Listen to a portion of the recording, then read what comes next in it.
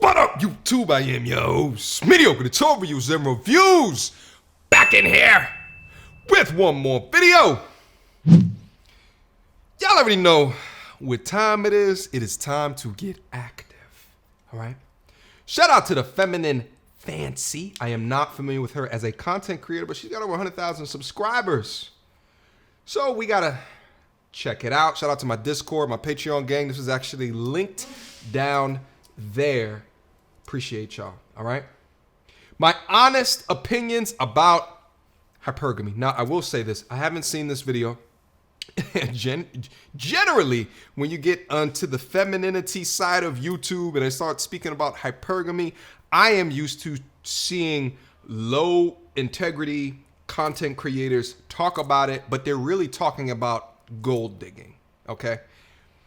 So, take that as a grain of salt. Hopefully, we'll hear something new here today. Without further ado, I'm so excited for today's video because we are going to be talking about hypergamy. Before we even jump into the video, please go ahead and give this video a like, a big thumbs up, and comment down below what are your thoughts on hypergamy. Before you hear my thoughts on it, I want to know what your thoughts are on it. So go ahead and leave a comment in the comment section letting me know what are your honest opinions about marrying someone who makes more money than you. If you're not just real quick, a couple of quick things that I have noticed. Again, this is a femininity channel. She oozes femininity. So she oozes. So all you ladies that down in there, it's just like, you know, you don't understand the difference between femininity and masculinity. I see her and I see a highly elegant, eloquent, highly feminine woman. So kudos to her for being a good example, at least so far. I don't know. She might spew some bullshit over here in the future. We don't know yet. All right. That's the first thing I'm gonna say. Second thing is, let me answer your question, Mama. How do I feel about hypergamy? As a true competitor, I have no problems with hypergamy. None. But that's because I am a competitor. I think that there's some men that take a look at the word hypergamy and they just, you know, and they just self-select themselves out, but not me. Not me. Shit, I work to defeat hypergamy. I mean, it's not my purpose to defeat hypergamy, but I'm just saying it's a byproduct. Just like I love to work out. What's the byproduct? Well, then I look good without a shirt on. You understand what I'm saying? It's a good byproduct, but I couldn't survive without working out. I have to work out. You understand me? I have no problems with hypergamy. I have no problems that women generally date up. Okay? Let's move on.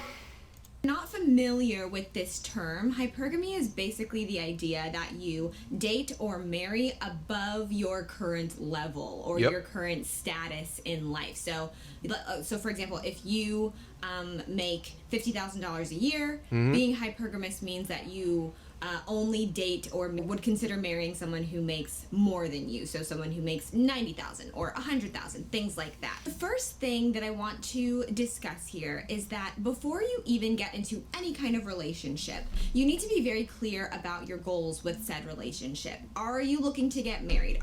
Do you want to start a family? Do you want to be a stay-at-home mom? You know, what are your sort of goals when it comes to this? Because what you're going to find if you want to practice hypergamy is that your options are going to be slimmer for the simple fact that one, you are slimming down your options by saying I'm only going to date someone who makes a certain amount of money, and two, depending on how old you are, typically in a heteronormative situation, men aren't typically ready to be sole providers, and they are not ready to have the sole financial responsibility until a little bit later in life. So if you're Hold on, let me pause this real quick. I appreciate the way that she's coming off, because what she said first was have a goal. And I think that is important because there's so many young people that don't have goals.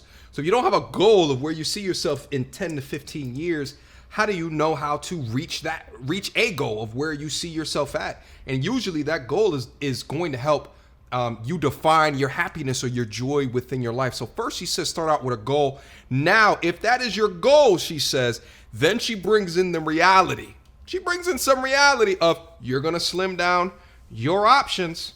All right, let's just keep going. I'm interested. 23, are you going to find another 23-year-old who is making six figures or who is making like a lot of money? Probably not, right? Like that's going to be kind of difficult to find unless you just happen to like be dating the next Mark Zuckerberg.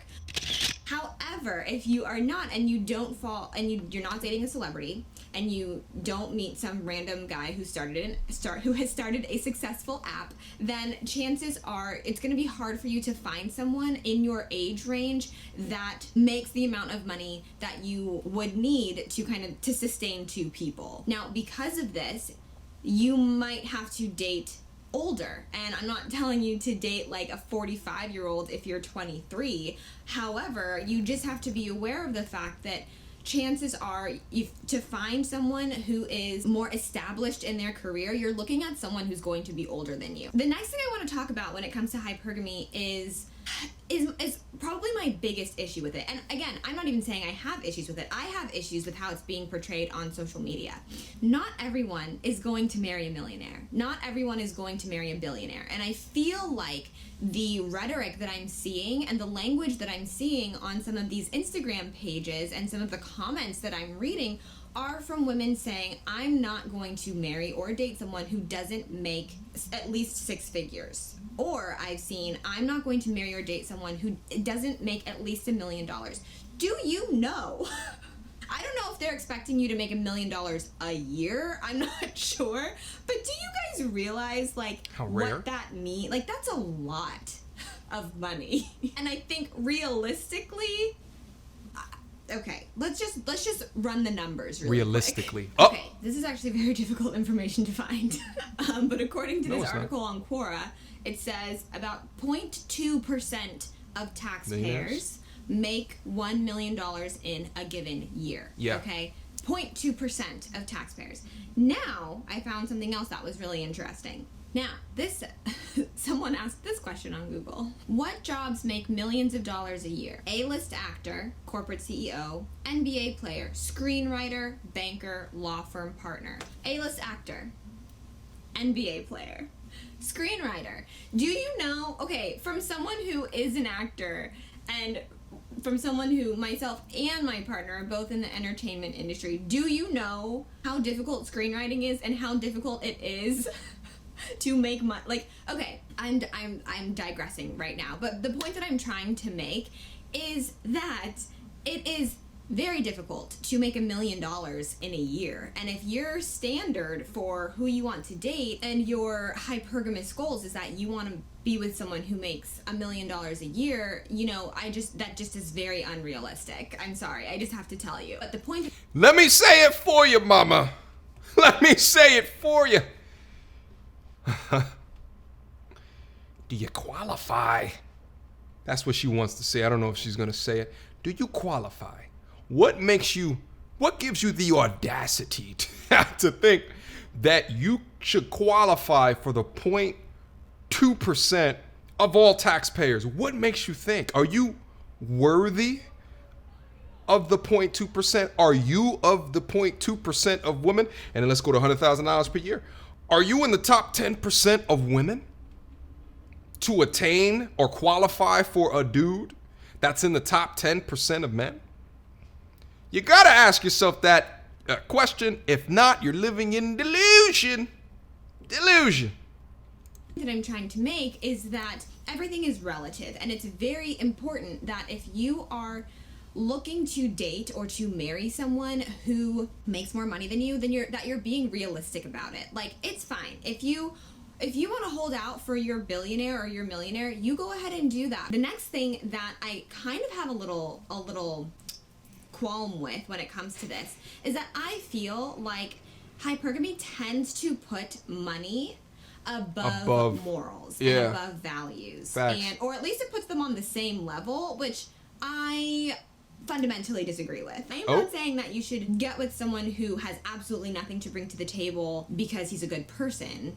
That's not what I'm saying. But I do not like the fact that people are basically saying, like, I will forego all of this stuff. Like, we don't have to have the same morals. We don't have to have the same values. We don't have, all of these things if he makes six figures. To me, literally, what she's talking about, literally, I have seen this. If you go, I'm not even going to say no names. If you go on certain portions of YouTube, in the more negative femininity hypergamy channels, literally they'll do live streams, and I'm looking in the live streams, and it's women that are saying, hey, I just met someone, he makes $87,000 per year, should I date him? Right, like, and it's so it's a qualifier. They look for that qualifier irrespective of the moral characteristics and traits of said man. And and people are answering them, nah, not enough, nah, da da da. So it boggled my mind until I saw it, okay? That logic doesn't make any sense, because long term there are certain things that can change in life, and one of those is how much money you make. Look at what we've experienced this year, you guys. Look at how many people lost their jobs this year, and no one was expecting this. Now granted, I would hope that you're with someone who has like a rainy day fund, or you guys have a rainy day fund. Yes, of course. But think about how this whole year, this whole pandemic and everything came completely out of left field, right? If you place money on a pedestal and you're only with someone for money, when things like this happen, what are you gonna do? If your partner, if your spouse got laid off from his job, or his business went under, think about all of the small business owners or the independent contractors like myself, like my partner, whose lives got flipped upside down because of this unexpected event. But the one thing that we have is the fact that we actually like each other, and the fact that we actually enjoy spending time with each other, and we have the same morals and we have the same values. And our morals and values include family, include time spent together, and things like that. If you don't put morals and values when you're looking for a partner above money, then when things like this year happen, I don't know how equipped you will be to handle it, because both of you will be in a situation that you weren't expecting and that you didn't agree to, right? Like, you agreed to a relationship, to a marriage where money is why you're there, right? Or money is the primary reason why you are there, right? Let's say it's not attractiveness. Let's say you don't have a lot of physical attraction towards the person. Let's say it's not morals and values. It's not humor, right? It's not anything fundamental. Right. It's you something don't like external. The person. It's something tangible. It's money. And if that thing disappears, that is not what you agreed to. So it's not what you agreed to, and then they're going to step out. And I often ask myself, what are the type of people that would want to do this well? It's probably those with like that are trying to survive, right? Like, they're trying to survive. They're trying to get up out their situation. And then also lazy, lazy women who just want to latch on to someone else and use whatever it is that they claim that they bring to the table, and they forego all of that shit for the moolah. But here's the thing: as a dude, what are the lessons learned? And something that I'm internalizing is that when you're meeting those that know that you have a degree of money, wealth, power, status, right? How do you make sure that they're coming at you correctly and for the right reasons? Because at the end of the day, you don't even know. You know, I've actually asked this question down into I've done live streams, and I have some dudes that come into the live streams that are currently married, and that's one question that I asked them, so we can all talk about it in a group, as to ask, how did you know that she was there for you and not for anything else? And often they say, well, she was there with me back when I was flat, jack, broke. And she stuck with me during that time, and we have a natural bond and relationship with each other.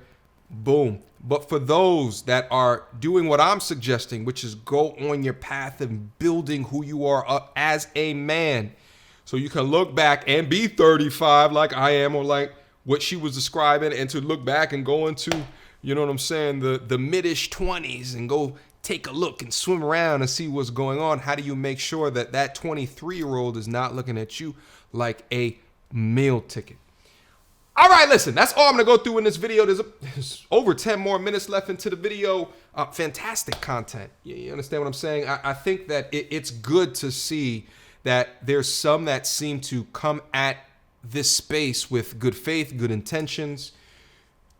So we got to talk about it. You understand me? Shout out to the Feminine Fancy. Appreciate the content. I'll leave a link down to the video in the description box down below. Go down in there, click up in it, finish watching the content, see what else that is in store. I'm sure of the 11 women that watch my channel, you might find something that would benefit you. All right? Until next time, YouTube. Peace.